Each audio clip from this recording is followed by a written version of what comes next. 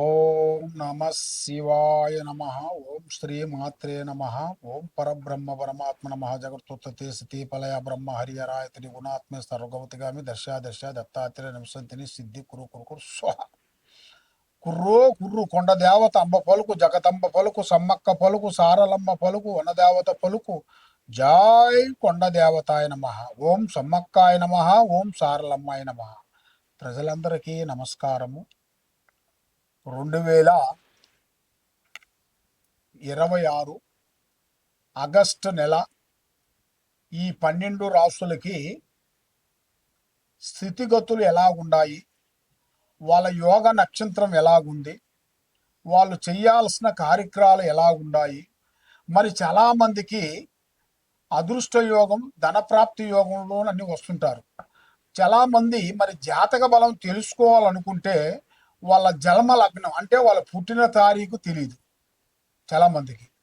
చాలామందికి నా పేరు ఇదండి, ఈ పేరులోనే నేను చేస్తాను, ఈ పేరులోనే నేను రాశిఫలం చూసుకుంటున్నాను, మరి అది ఎంత కరెక్ట్ కాదా, లేదా జన్మ లగ్నమే చూసుకోవాలా అనేది చాలామందికి ఒక సందేహం. మెయిన్గా మనిషికి జన్మనాభం అనేది ఉంటే డేట్ ఆఫ్ బర్త్ అవన్నీ ఉన్నాయనుకోండి, మనం ఆ డేట్ ఆఫ్ బర్త్ ప్రకారంగా రాశి ఫలాన్ని అనేది మనం కంటిన్యూ చేసుకుంటూ పోవాలి.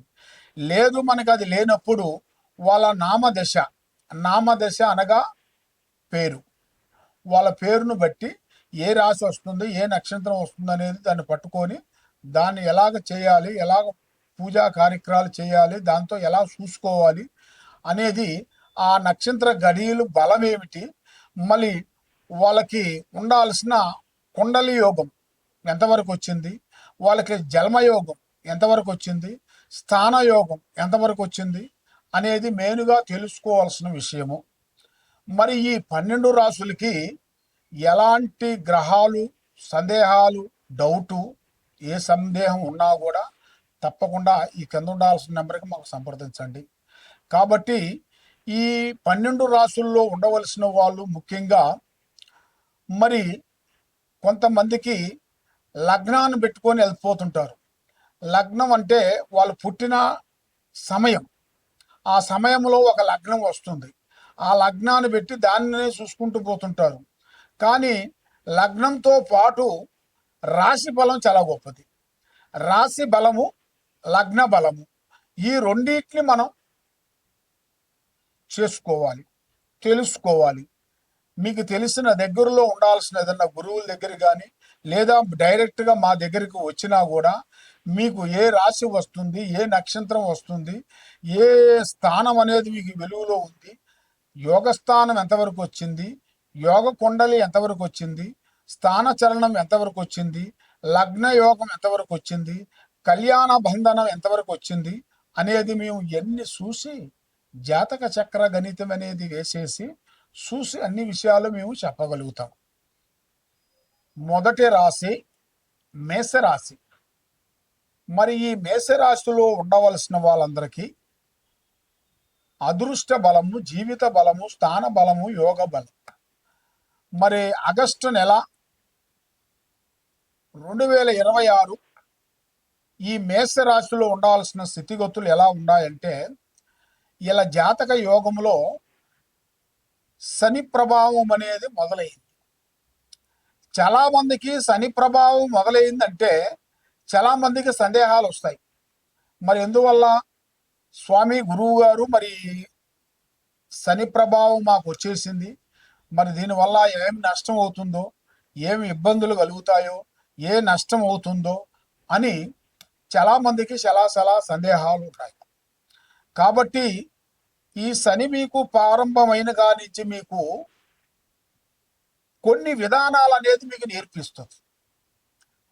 మనిషిలో ఉండాల్సిన కొన్ని తెలివితేటలు, ఆలోచన, పనులు, వాళ్ళకి రావాల్సిన కార్యక్రమాలు చేతికాడికి వచ్చి చేజారిపోవటం, మనశ్శాంతి లేకోకుండా ఉండటం, మానసికంగా ఇబ్బంది పడే వాళ్ళకి కొంత జాగ్రత్తలు నేర్పుతుంది. మందంగా ఉండవలసిన వాళ్ళకి డబ్బు సమస్య అనేది దూరం చేస్తుంది. డబ్బు అనగా ధనం, ఆ ధనాన్ని దూరం చేస్తుంది. ఆ దూరం చేసినప్పుడు మనిషికి అనేది వాల్యూ అనేది అర్థమవుతుంది. మనిషికి డబ్బులు ఉన్నప్పుడు బంధువు కానీ, స్నేహితుడు కానీ, మిత్రుడు కానీ, ఎవరైనా కానీ మన దగ్గరకు వస్తుంటారు, స్నేహంగా ఉంటారు.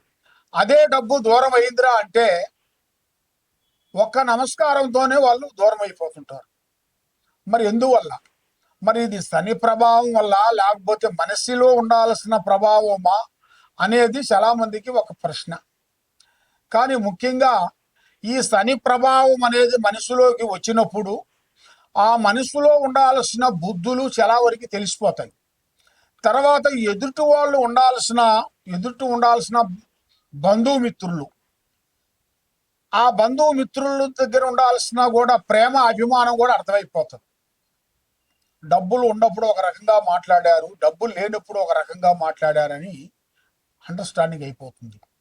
కాబట్టి ఈ మేషరాశి వాళ్ళకి అదృష్ట గడియ, లక్ష్మీ గడియ, స్థాన గడియ. స్థాన గడియ అనగా ఈ నెలలో 16వ తారీఖున స్థాన ప్రాప్తి కలిగాల్సిన యోగం అనేది కనపడుతుంది. చేతిలో చిల్లిగవ్వలేదు కానీ స్థానం ఎలాగ మేము పూర్తి చేస్తామనేది చాలా మందికి ఆలోచన ఉంది. అది పెద్దవాళ్ళ తరపు నుంచైనా కానీ, లేదా భార్య తరపు నుంచి కానీ, ఒక స్త్రీ తరపు నుంచి కానీ మీ జాతక యోగములో ఒక స్థాన ప్రాప్తి యోగం అనేది రాబోతుంది. అది కూడా మీరు ఊహించని అదృష్టము, ఊహించని అదృష్ట కళ అనేది అతి దగ్గరలోనే కొన్ని కనబడుతున్నాయి. మరి మీరు ఏ కార్యక్రమం చేసినా, ఏ పని చేసినా మీ ప్లానింగు, మీ ఐడియా, మీ ఆలోచనలు పబ్లిసిటీ చేయకూడదు. ఏ పని అయినా కానీ పని అయిన తర్వాత చెప్పుకోవాలి కానీ పని కాకముందు చెప్పొద్దు. కాబట్టి చేసే వ్యాపార బిజినెస్లలో పార్ట్నర్షిప్ ముగ్గురుగా ఉండకూడదు. రేపు చేయాల్సిన పని కానీ, ప్లానింగ్ కానీ ఈరోజు ఎవరికి చెప్పి చేయొద్దు. దానివల్ల ఎన్నో నష్టాలు, ఎన్నో ఇబ్బందులు ఎదురొచ్చే మార్గాలు కొన్ని కనబడుతున్నాయి. మరి ఈ మేషరాశి వాళ్ళకి ఉద్యోగ పరంగా కొన్ని మార్పులు రాబోతున్నాయి ఈ నెలలో. అంటే కొత్త కొత్త మార్పులు ఉద్యోగం కానీ, వ్యాపారంలో కానీ, వ్యవసాయంలో కానీ, లేదా గవర్నమెంట్ డిపార్ట్మెంట్లో కానీ కొన్ని ప్రమోషన్ మార్పులు రాబోతున్నాయి. మరి ఏ కార్యక్రమం చేసినా, ఏ పని చేసినా కూడా చేతి కాడకు వచ్చింది చేజారిపోతుంటుంది. ఎవరు నమ్మినా కూడా నమ్మిన వాళ్ళు మనకి సహకారం అనేది ఉండదు. మరి నమ్మిన వాళ్ళు మోసం చేస్తుంటారు. మరి అలాంటి మోసం అనేది చాలా వరకు ఎదురవుతుంటది.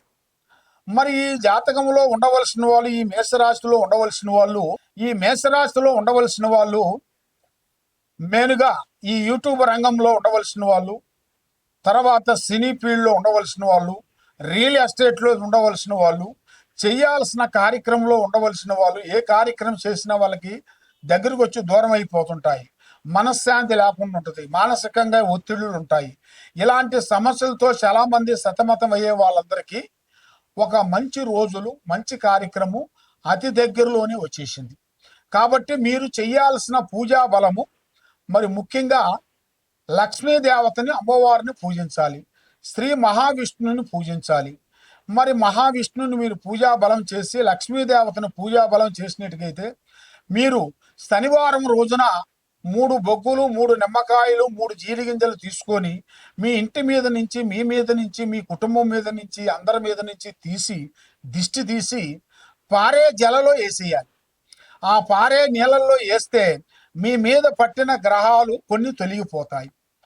ఓం నమ శివాయ.